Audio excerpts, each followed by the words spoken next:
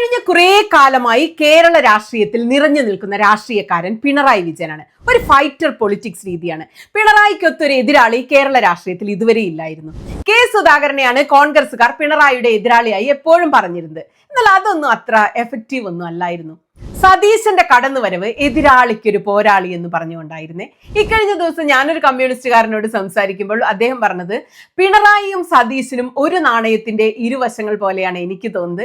എനിക്ക് രണ്ടുപേരെയും ഒരുപോലെ ഇഷ്ടമാണ്. ഒരാൾ കമ്മ്യൂണിസ്റ്റ് ആണ്, ഒരാൾ കോൺഗ്രസ്സുകാരൻ. ആ ഒരു വ്യത്യാസം മാത്രമേ ഇവർ തമ്മിലുള്ളൂ എന്ന് പലപ്പോഴും തോന്നുമെന്നാണ്. രാഹുൽ ഗാന്ധിക്ക് നരേന്ദ്രമോദിയെ തോൽപ്പിക്കാൻ കഴിയാത്തതിന്റെ കാരണമായി രാഷ്ട്രീയ നിരീക്ഷകർ ചൂണ്ടിക്കാണിക്കുന്ന ഒരു പ്രധാന കാരണം മോദിക്കൊത്തൊരു എതിരാളിയായി രാഹുലിനെ ആളുകൾക്ക് തോന്നാത്തതാണ്. അവിടെയാണ് സതീശൻ നിരന്തരം ഞാനും പിണറായിയും എന്ന് പറഞ്ഞ് സംസാരിച്ചു തുടങ്ങുന്നത്, സംവാദത്തിന് പിണറായിയെ വിളിക്കുന്നത്, ഞാനും പിണറായിയും എന്നൊരു ദ്വന്ദ്വത്തെ സൃഷ്ടിച്ചിരിക്കുന്നത്. അതിൽ സതീശൻ വിജയിച്ചു എന്നാണ് ഇപ്പോൾ മുഖ്യമന്ത്രി കസേരയിൽ സതീശൻ ഇരിക്കുന്നതിന്റെ ഒരു പ്രധാന കാരണമായിട്ട് എനിക്ക് തോന്നുന്നത്. ഒരു സംരക്ഷണ ഫീലൊക്കെ ആളുകൾക്ക് കൊടുക്കാൻ പറ്റുന്ന ലീഡർക്ക് പിന്നിൽ ജനം അങ്ങ് അണ്ണി നിരക്കും.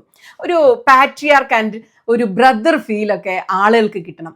വലതുപക്ഷ രാഷ്ട്രീയമാകുമ്പോൾ നമ്മൾ ഇതിനെ മസ്കുലിൻ പൊളിറ്റിക്സ് എന്നൊക്കെ പറയും. ഇന്ന് എനിക്ക് VD സതീശനെ മുഖ്യമന്ത്രി കസേരയിൽ എത്തിച്ച പ്രധാനപ്പെട്ട കാര്യങ്ങൾ എന്തൊക്കെ, കാരണങ്ങൾ എന്തൊക്കെ, അതിന്റെ പ്ലാനിങ് എന്തൊക്കെയായിരുന്നു, ബ്രാൻഡിങ്, ഇതിന് പിന്നിലെ വമ്പൻ പദ്ധതികൾ, ആസൂത്രണം, മാനിഫെസ്റ്റേഷൻ, ഇതൊക്കെ സംസാരിക്കാനുണ്ട്. അതിനു മുമ്പ് ഒരു ചെറിയ കാര്യം കൂടെ പറയാം. ആവേശവും ഉദ്യോഗവും ട്രോളും നിറഞ്ഞ കാത്തിരിപ്പിന്റെ 11 ദിവസങ്ങൾക്ക് ശേഷം VD സതീശൻ നമ്മുടെ മുഖ്യമന്ത്രിയാണെന്ന് കേരളം ഉറപ്പിച്ച മണിക്കൂറുകളിൽ ഏറ്റവും കൂടുതൽ മാധ്യമങ്ങളിലും സോഷ്യൽ മീഡിയയിലും ഷെയർ ചെയ്യപ്പെട്ട ഫോട്ടോ ആണിത്. നോക്കൂ, ഗ്രീക്ക് സാമ്പത്തിക ശാസ്ത്രജ്ഞനും മുൻ ധനമന്ത്രിയുമായ യാനിസ് വരൂഫാക്കിസിന്റെ techno feudalism what killed capitalism എന്ന പുസ്തകം VD സതീശൻ വായിക്കുന്ന വൈറൽ ഫോട്ടോ. ക്ഷമയില്ലാത്തവർക്ക് ഇവിടുന്ന് കുറച്ച് സ്കിപ്പ് ചെയ്യാം. കുറച്ച് ഈ പുസ്തകത്തെ കുറിച്ച് പറയാണ്, എന്നിട്ട് കാരണങ്ങളിലേക്ക് നിങ്ങൾക്ക് പോകാമേ. ആധുനിക മുതലാളിത്തത്തെയും ഡിജിറ്റൽ സമ്പദ് വ്യവസ്ഥയെയും കുറിച്ച് ഗൗരവതരമായ നിരീക്ഷണങ്ങൾ നടത്തുന്ന വ്യക്തിയാണ് നമ്മുടെ ഗ്രീക്കുകാരൻ. മുഖ്യമന്ത്രിയായ VD സതീശൻ നേരിടാൻ പോകുന്ന ഒരു വലിയ പ്രതിസന്ധിയുടെ ചില സൂചനകൾ കൂടി techno feudalism what killed capitalism എന്ന ഈ പുസ്തകത്തിലുണ്ട്. പരമ്പരാഗത കക്ഷി രാഷ്ട്രീയ ചതുരംഗ കളികൾക്കപ്പുറം, പ്രത്യയശാസ്ത്ര നിബന്ധനകൾക്കപ്പുറം ഈ ലോകത്തെ നോക്കിക്കാണാൻ ശ്രമിക്കുന്ന ആളാണ് സതീശൻ എന്ന് അദ്ദേഹം തന്നെ ചില പ്രസംഗങ്ങളിലൂടെയും എഴുത്തുകളിലൂടെയും കൺവേ ചെയ്യുന്നുണ്ട്. മുതലാളിത്തത്തിനപ്പുറം അതിനേക്കാൾ ചൂഷണം നിറഞ്ഞ ഒരു പുതിയ കാലഘട്ടത്തിലേക്ക് നമ്മുടെ കാലഘട്ടം മാറിയിരിക്കുകയാണ്. കമ്പോളവും ലാഭവും എന്ന മുതലാളിത്തത്തെ ചലിപ്പിക്കുന്ന 2 ചക്രങ്ങൾ പഴയതായിരുന്നുവെങ്കിൽ പുതിയ കാലത്ത് മുതലാളിത്തത്തെ ചലിപ്പിക്കുന്ന 2 ചക്രങ്ങളിൽ ഒന്ന് ആമസോൺ മുതൽ ഫേസ്ബുക്ക് വരെയുള്ള ഡിജിറ്റൽ പ്ലാറ്റ്ഫോമുകൾ. ഇവരാണ് പുതിയ കമ്പോളം. 2ാമത്തെ ചക്രം വാടകയാണ്. ഈ പ്ലാറ്റ്ഫോമുകളിലുള്ള ഉപഭോക്താക്കളിൽ നിന്നും വ്യാപാരം ചെയ്യുന്നവരിൽ നിന്നും ഈടാക്കുന്ന വാടക, റെന്റ്. അതാണ് ഡിജിറ്റൽ കമ്പോളത്തിലെ ലാഭം. തൊഴിലാളി മുതലാളി എന്നതിനപ്പുറം പഴയ ഫ്യൂഡലിസം ഡിജിറ്റലായി വന്ന് നമ്മളെ നമ്മുടെ സമ്മതത്തോടെ ചരക്കാക്കുന്നു. യാനിസ് വരൂഫാക്കിസ് പറയുന്ന ടെക്നോ ഫ്യൂഡലിസത്തിന്റെ ഏറ്റവും പ്രകടമായ തെരുവിലെ ഇരകളാണ് ഗിഗ് തൊഴിലാളികൾ. വെയിലത്തും മഴയത്തും സ്വന്തം പണം മുടക്കി പെട്രോൾ അടിച്ച് ഓടുന്ന ഈ സ്വിഗ്ഗി, സൊമാറ്റോ ഒക്കെ പോലുള്ള തൊഴിലാളികൾ. സതീശൻ മുന്നോട്ട് വെച്ച പ്രതീക്ഷയുടെ അജണ്ടയ്ക്ക് വോട്ട് ചെയ്തത് ഈ മനുഷ്യർ കൂടിയാണ്. താൻ മുഖ്യമന്ത്രിയായി തെരഞ്ഞെടുക്കപ്പെടുന്ന ദിവസത്തെ വൈറൽ ചിത്രം ഇതായിരിക്കണമെന്ന് VD സതീശൻ മനഃപൂർവ്വം തീരുമാനിച്ചത് തന്നെയാണെന്നാണ് എൻ്റെ അനുമാനം. അല്ലാതെ യാദൃശ്ചികമായി ഈ ഫോട്ടോ വൈറലാവുകയൊന്നുമല്ല. ഈ പുസ്തകവും ബോധപൂർവം തന്നെയാണ് സതീശൻ ചർച്ചയിലേക്ക് കൊണ്ടുവന്നത്. ഇതൊരു സിമ്പിളാണ്. സതീശൻ മുന്നോട്ട് വെക്കുന്ന രാഷ്ട്രീയം എന്താണ് എന്നതിന്റെ ഒരു അടയാളമായി കൂടി നമുക്ക് വേണമെങ്കിൽ കാണാം. ഇതൊരു പുതിയ കേരളമാണ്. വനവാസത്തിന് പോകാനിരുന്നയാൾ ജനവിധിയുടെ സിംഹാസനത്തിലേറിയ ദിവസമാണ്. അതിന്റെ കാരണങ്ങൾ നമുക്ക് വിശദമായി പരിശോധിക്കാം. രാഷ്ട്രീയ വിദ്യാർത്ഥികൾക്കൊക്കെ ഒരു കേസ് സ്റ്റഡി ആയി പഠിക്കാൻ മാത്രം രസമുള്ള കഥയാണിത്. ഒന്ന്, സതീശൻ മാനിഫെസ്റ്റേഷനിലൊക്കെ വിശ്വസിക്കുന്ന ആളാണെന്നാണ് എൻ്റെ വിലയിരുത്തൽ. ഓരോന്ന് ഇങ്ങനെ ആവർത്തിച്ച് നിരന്തരം പറഞ്ഞുകൊണ്ടിരിക്കും, ചുറ്റുമുള്ളവരെ അത് വിശ്വസിപ്പിക്കും, അതിനായി അവരെ കൊണ്ട് പണിയെടുക്കും, സ്വന്തവും പണിയെടുക്കും, സംഭവം നടപ്പിലാക്കും. ഈ മുഖ്യമന്ത്രി കസേര എത്രയോ വർഷങ്ങൾക്ക് മുമ്പ് സതീശൻ സ്വപ്നം കാണാൻ തുടങ്ങിയിട്ടുണ്ടാകും. അതിനുള്ള പണികൾ സിസ്റ്റമാറ്റിക്കായി എന്നോ മുതൽ ചെയ്തു തുടങ്ങിയിട്ടുണ്ടാവും. എൻ്റെ ഊഹം ശരിയാണെങ്കിൽ സതീശൻ ഉറപ്പായിട്ടും ഒരു ഡയറി ഉണ്ടായിരിക്കും. 1 വർഷം കഴിഞ്ഞ് ചെയ്യേണ്ട കാര്യങ്ങൾ വരെ അതിൽ എഴുതി വെച്ചിട്ടുണ്ടാകും. അത് ചെയ്യുകയാണ് സതീശൻ വളരെ കാലങ്ങളായിട്ട്. ഇപ്പൊ അതിൽ റിസൾട്ട് ഉണ്ടാവാൻ തുടങ്ങിയതാണ് നമ്മൾ കണ്ടത്. 2ാമത്തെ പോയിന്റ്, KC വേണുഗോപാലിന്റെ ഫൂളിഷ്നെസ് ആണ് സതീശനെ മുഖ്യമന്ത്രിയാക്കിയ പ്രധാന ഘടകങ്ങളിലൊന്ന്.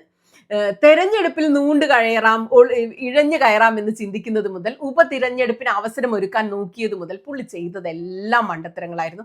കേരളീയർ ഇതൊന്നും ഒരു കാരണവശാലും സ്വീകരിക്കാൻ പോകുന്നില്ല.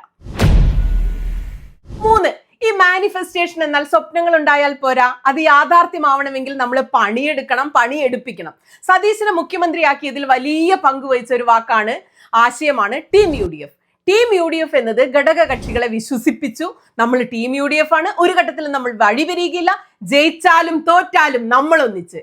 അതുകൊണ്ട് തന്നെ ടീം UDF വിജയിച്ചപ്പോൾ അവരിൽ ഒരാളായിരിക്കണം മുഖ്യമന്ത്രി എന്ന കാര്യത്തിൽ ഘടക കക്ഷികൾക്ക് യാതൊരു സംശയവും ഉണ്ടായിരുന്നില്ല. പുറത്തു നിന്നൊരാളെ കെട്ടിയിറക്കി മുഖ്യമന്ത്രിയാക്കുക എന്നത് അവർക്ക് ചിന്തിക്കാൻ പറ്റാത്ത കാര്യമായി മാറിയിരുന്നു.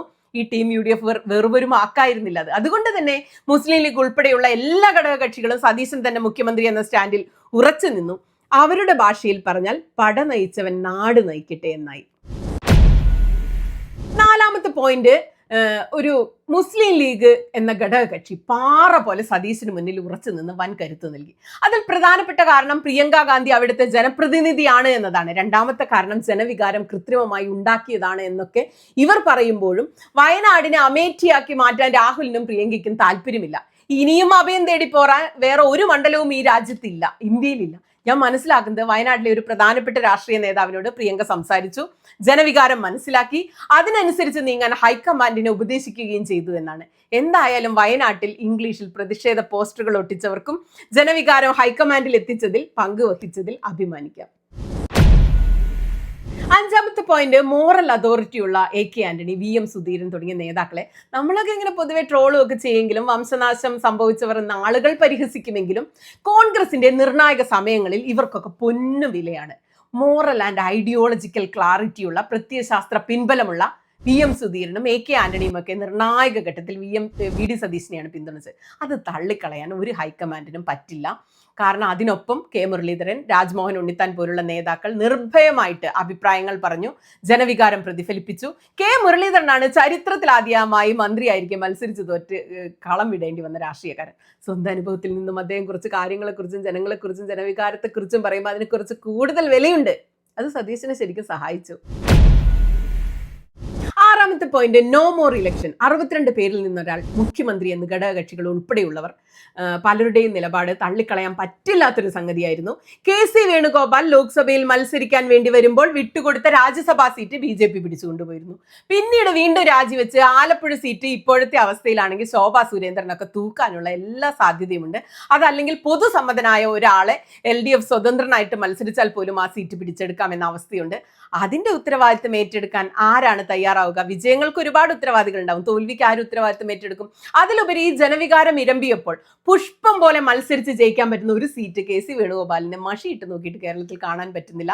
അധികാരമോഹം കൊണ്ട് മാത്രം ഇത്രയും ഡിസാസ്റ്റർ ഒക്കെ വരുത്തി വെക്കാൻ എങ്ങനെയാണ് അദ്ദേഹത്തെ പോലെ ഒരു മുതിർന്ന നേതാവിന് കഴിയുക എങ്ങനെയാണ്? ആളുകൾ മുഴുവൻ ഇത് ചൂണ്ടിക്കാണിച്ചതോടെ പിൻവാങ്ങുകയല്ലാതെ KCക്ക് മുന്നിൽ വേറെ യാതൊരു വഴികളുമില്ല. ഞാൻ സത്യമായിട്ട് ചോദിക്കട്ടെ, മുസ്ലിം ലീഗിനെ പിണക്കിക്കൊണ്ട് കേരളത്തിലെ ഏതെങ്കിലും ഒരു മണ്ഡലത്തിൽ നിന്ന് KC വേണുഗോപാലിന് പുഷ്പം പോലെ നിർഭയമായി നിഷ്പ്രയാസം മത്സരിച്ച് ജയിച്ച് ബൈ ഇലക്ഷനിൽ ജയിക്കാൻ പറ്റുമെന്ന് നിങ്ങൾ കരുതുന്നുണ്ടോ? ഏഴാമത്തെ പോയിന്റ്, SNDPയും NSSും ഒക്കെ ഈ പരസ്യമായി സതീശനെ എതിർത്തത് സത്യത്തിൽ സതീശന് നല്ല ഗുണം ചെയ്തു. തെരഞ്ഞെടുപ്പിൽ ഗുണം ചെയ്തു, മുഖ്യമന്ത്രിയാകാനും ഗുണം ചെയ്തു.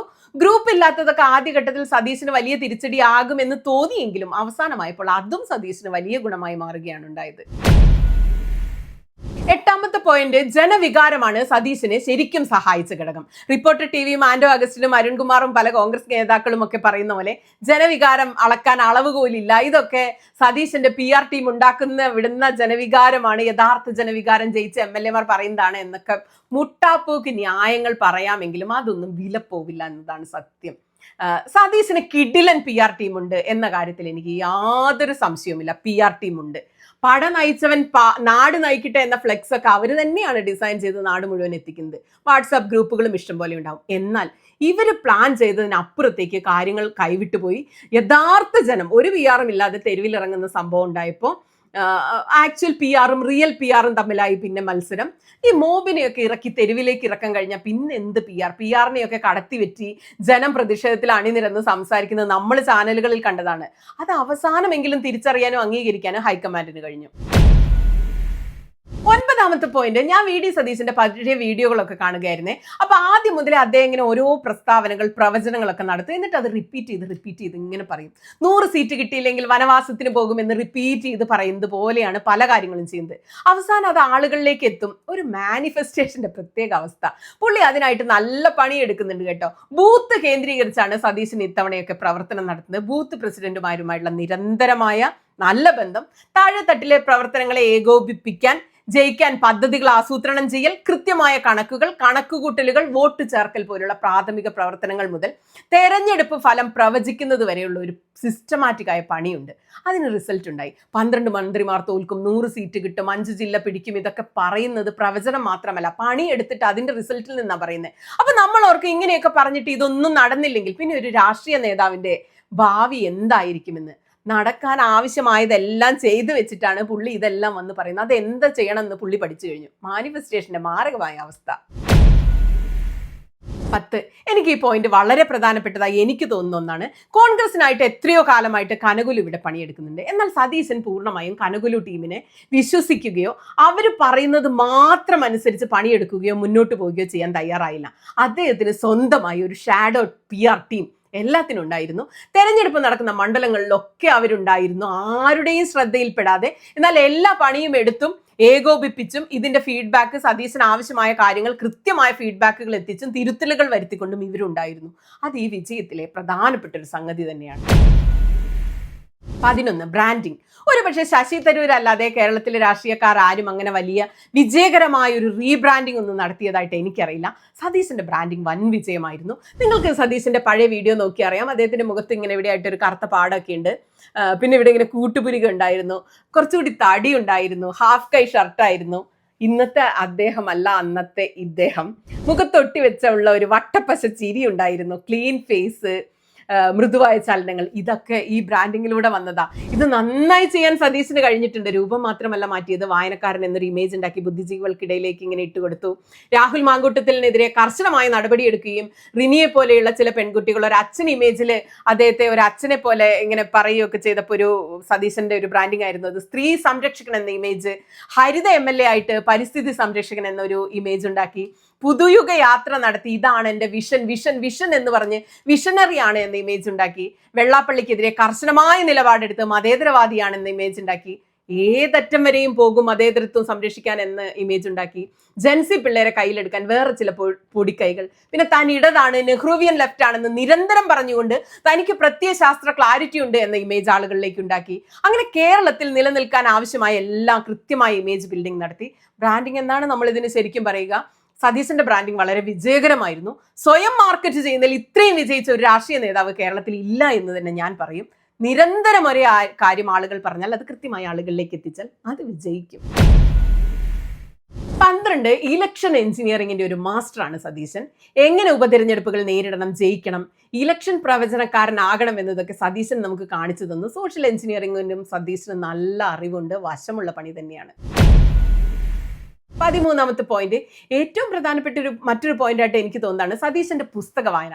എന്ത് വായിക്കണം എന്നത് വായിക്കുന്ന ആളുടെ തീരുമാനമാണ്, താല്പര്യവുമാണ്. പർപ്പസ്ഫുൾ റീഡിംഗ് ആണ് സതീശന്റേതെന്ന് ഞാൻ പറയും. പെർസെപ്ഷൻ മാനേജ്മെന്റ് പുസ്തകങ്ങളാണ് സതീശൻ വായിക്കുന്നതിൽ നല്ലൊരു പങ്കുമെന്നും ഞാൻ പറയും. വായിക്കുമ്പോൾ ഒരു seeking patterns and finding conclusion ആണ് സതീശൻ ചെയ്യുന്നത്. പാറ്റേൺസിന്റെ പിന്നാലെ പോകുന്നത്. ലളിതമായിട്ട് പറഞ്ഞാൽ ലോകത്ത് പലയിടത്തും പലതും സംഭവിക്കുന്നു. അതിനൊക്കെ ഒരു പൊതു പാറ്റേൺ ഉണ്ടായിരിക്കും. ഒരു സിറ്റുവേഷനിൽ ആളുകൾ പെരുമാറുന്നതൊക്കെ അത് തമ്മിലുള്ള കണക്ഷൻ ബിൽഡ് ചെയ്ത് അവർ ആ പ്രശ്നം എങ്ങനെ പരിഹരിച്ചു എന്ന് പഠിച്ച് അത് കേരളത്തിലും പ്രയോഗിക്കുന്ന ഒരു രീതിയാണിത്. അങ്ങനെയാണ് ഈ തെരഞ്ഞെടുപ്പ് പ്രവചനങ്ങളൊക്കെ നടത്തുന്ന മറ്റൊരു രാജ്യത്തെ ആളുകൾ എങ്ങനെ ചെയ്തു അതൊക്കെ ഇവിടെ കോപ്പി ചെയ്യാനുള്ള കഴിവാണ്. ഇങ്ങനെയൊക്കെ ചെയ്താൽ അതിന് റിസൾട്ട് ഉണ്ടാകുമെന്ന് വായനയിലൂടെ, പഠനത്തിലൂടെ സതീശൻ പാറ്റേൺ നോക്കി മനസ്സിലാക്കി വെച്ചിട്ടുണ്ടെന്നാണ് എൻ്റെ വിലയിരുത്തൽ.